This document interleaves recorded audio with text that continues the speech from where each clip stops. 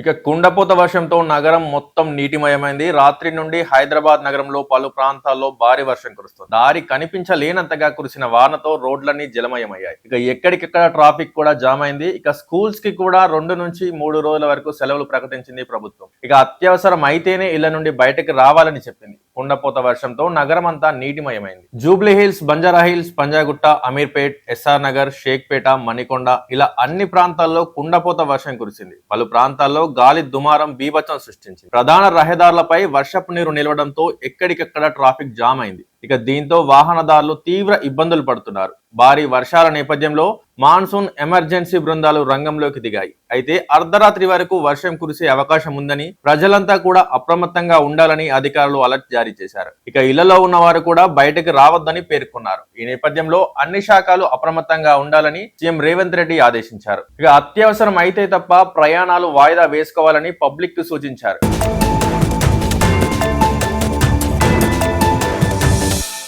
Share చేయండి, like చేయండి, subscribe చేయండి. మరిన్ని వీడియోల కోసం బెల్ సింబల్ పై క్లిక్ చేయండి.